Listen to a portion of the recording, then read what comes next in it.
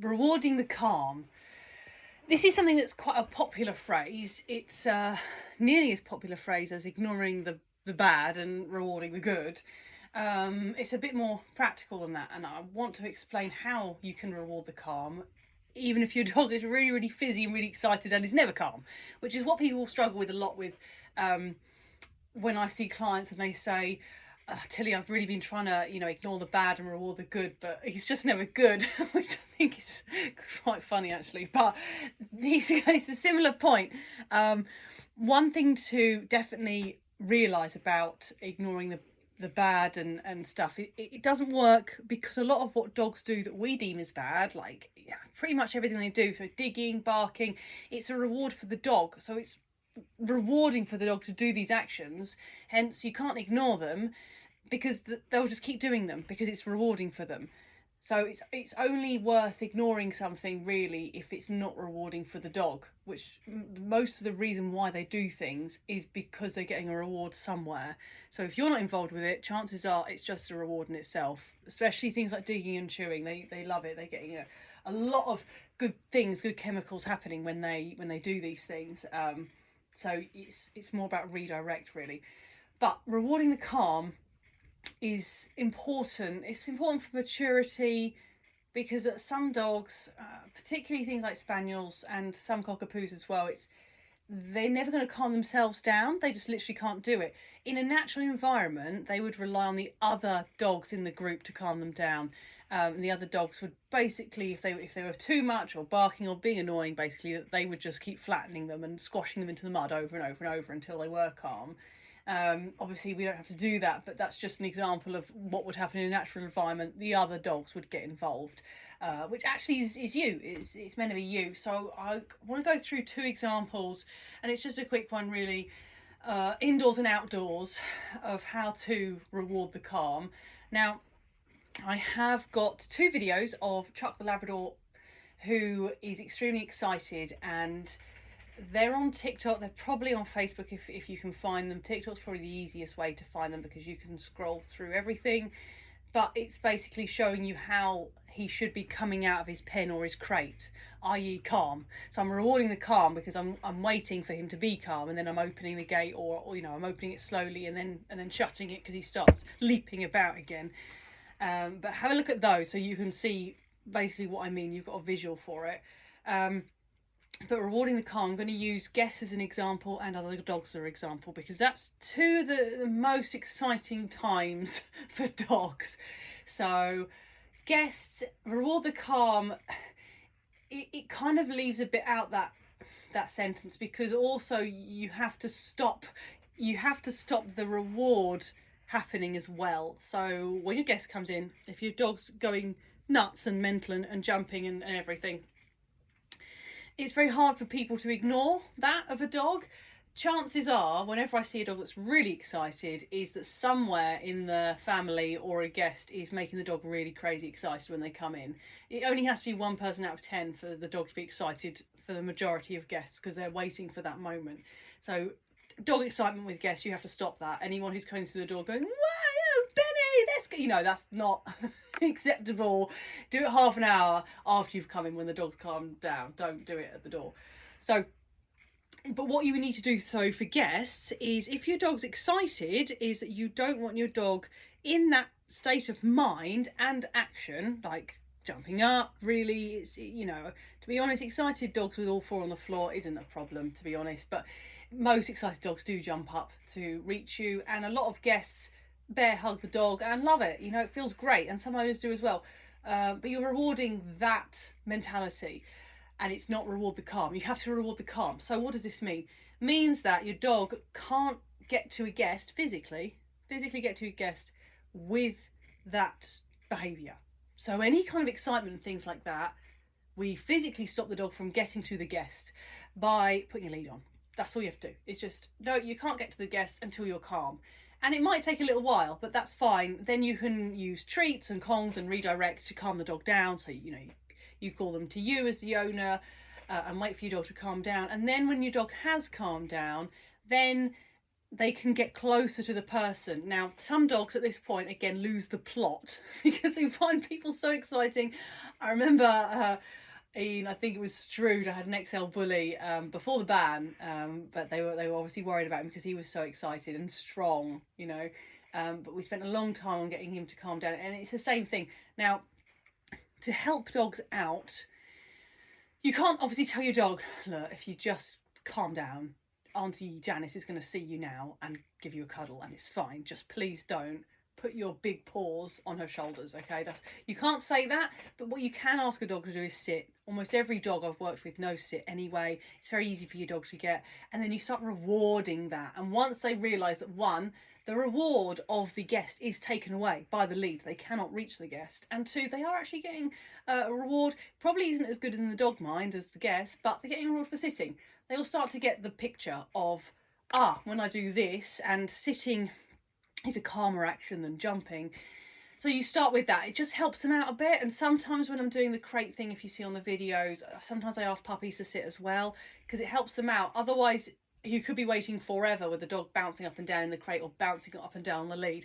It's good to give them some direction and then just repeat it, wait for them to be calm, lead them up to the guest, still with the lead on, and then this is where you're likely again to get a big eruption of excitement. You do have to keep your guests calm as well. Definitely control your guests. I would tell them if your dog's really excited, don't look at your dog or talk to them. You know, stroking is enough. Even that, sometimes they just can't handle it. It's so exciting. But then what's got to happen is that as soon as the dog is excited, and you're not waiting really for a jumping up, you're waiting for the energy level of the dog. So you're waiting from the dog to just kind of walk up to somebody to turn into that kind of wiggle, that kind of bouncy wiggle. That is when we stop it. It's like, right, you know, you've ruined it, it's too late, and you call your dog away, or, you know, use the lead, and again, you reward them with treats. The reason why you reward them with treats, it's not a mixed messaging thing. You're just saying kind of thank you for coming back to me and disconnecting with me. You're taking away the reward of the guest because at that moment you became too excited, so you lost guest. And they soon learn, guest, I have to be calm for guest, and that's what reward the calm means. But it's a strange sentence because it also, you know, needs to have on the end of it, reward the calm and stop the excitement. Like, you have to actually do something. You can't just wait most of the time. When the dog's got a bit of knowledge, you can wait and stuff, but usually they have no knowledge or concept, and you could be waiting all day. If you've got a high energy dog that's particularly excited, you could be waiting an hour. So it's no point. Just direct them, just ask them to do something else, distract them, whatever, and let them try again and again and again. And it's like, no, you got it wrong, no, you got it wrong, no, you got it wrong. So you're stopping the dog from performing an action with that excited emotion and with that rude, basically, because it is rude behaviour. You're physically stopping the dog, which is what another dog would do. If they see something they don't like, they immediately go over there and tell them off, and they don't stop. They're kind of relentless. Unless they're old, they're very relentless on this. It's like, you're not doing the right thing, you're not doing the right thing, that's wrong, that's wrong, that's wrong. And then eventually the dog has to do a different behaviour in order to get somewhere. Otherwise they're just never going to move. It's not that you're telling your dog to calm down, or this is how you calm a dog down. The dog literally can't do anything else. It can't move forwards, like in general life, if you like, unless he shows this behaviour. And like I said, you can't say, look mate, just calm down. I start with a sit because it kind of grounds them and gets them thinking. Training is naturally calming for dogs. Chewing is naturally calming for dogs as well. Just heads up on that. So if we talk about meet and greet as well with dogs, first of all, if your dog is excited from a distance, personally I wouldn't try and do a meet and greet either, because it's not going to work the way you think it will. If your dog is reactive because he's excited, what you need to listen to really is my podcast on recall, the #1 problem, how to fix it, because most people's recall problem is dogs too friendly, and actually if they just fix that, the dog would have perfect recall. So if that's you, go and listen to that. This is for the end point. If you have listened to that and you're like, actually no, he's fine with that, he's fine with dogs walking past, it's just the meet and greet, he just goes really over the top, and he's being rude and dogs are getting upset and they're trying to tell him off and I'm a bit worried about him because he's small, you know, whatever, this is the end point. This is again all about reward the calm, and you do it exactly like the guest situation. The only difficulty is your guests you can chat to, you know, and they're going to be there for a long time. Other dogs not necessarily are there for a long time. You are going to have to communicate with people.